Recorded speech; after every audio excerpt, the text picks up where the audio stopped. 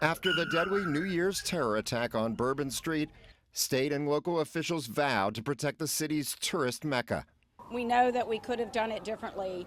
I think that they are going to be done differently in this city. The city allocated $5.3 million to Bourbon Street safety measures. New metal barriers and bollards were placed on both sides of every intersection along Bourbon, from Canal to St. Anne. But soon Brian Lagarde noticed a big problem. I'm just randomly pulling up video at this point, and we're seeing it happen. Lagarde's Project NOLA crime camera network, while scanning faces in the French Quarter, kept catching people moving the steel barriers out of the way with ease. This person moves it single-handedly, and then that allows this van to get out. Yes, it does. So he opens it wide open. Right.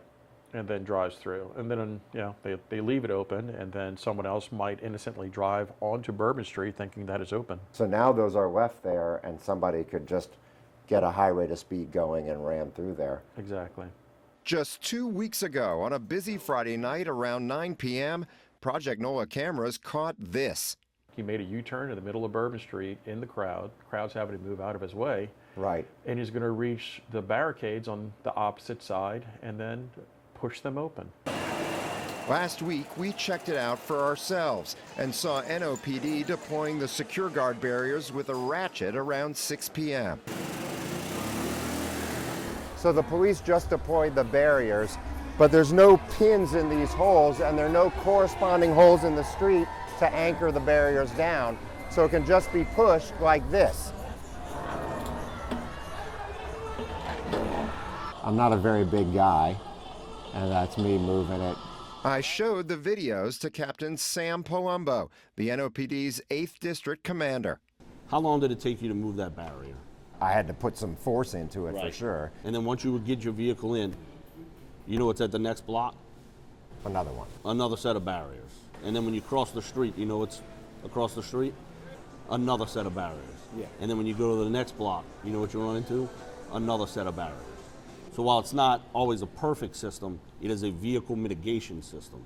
So it does mitigate what a vehicle can do. The state of Louisiana initially leased 32 of these secure guard barriers to protect Bourbon Street during the Super Bowl and Mardi Gras at a cost of $28,800 a week. After Mardi Gras, the city took over the cost of renting the barriers. Is that continuing to be the arrangement? So I don't know the cost per week, but it is something that we are incurring. These secure guards are a temporary solution, okay, as we look for a more permanent solution.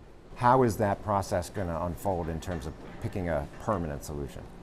So that is above me. I will have my input as the 8th District Commander, yeah, on what I like, what I know is out there, but that will be a joint effort amongst all agencies of the city. And then there are the new bollards. There are 2 padlocked here on this street corner, 2 on the other street corner, and then 4 slots here in the street to deploy them. But the NOPD confirms to me they have never been fully deployed. Those have never been utilized by the New Orleans Police Department. Is there a plan to utilize them at some point? Right now, the plan is to continue using secure guards that are out there. Palumbo says a major concern is allowing emergency vehicle access, especially for a fire like the 3-alarm at the Royal Sonesta this past weekend. If those barriers had been in place and it's not something that can easily be moved, who knows what would have happened there. After New Year's, we learned the city purchased 47 Archer barriers like these years ago, but during the attack they were sitting unused in a storage yard. Peter Whitford owns the company that supplies the Archers. I think the city of New Orleans made a tremendous start when they first purchased the equipment that we've got. There's an opportunity to add to that, and we would like to help the city sort of make those decisions. The terror attack brought a flurry of plans and debate, but no permanent solutions. It's just a little bit disheartening. 14 people died, 57 people were injured, and we've almost completely forgotten about it.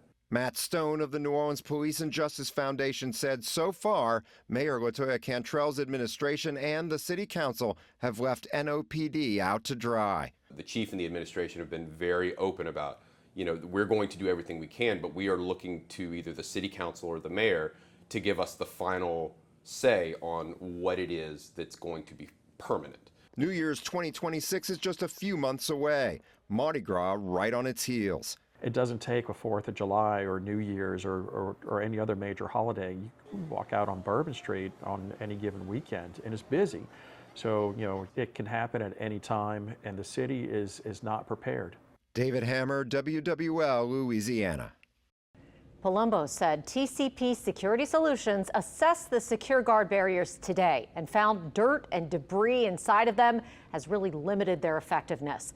Palumbo said he hopes that servicing them will prevent them from being moved as easily.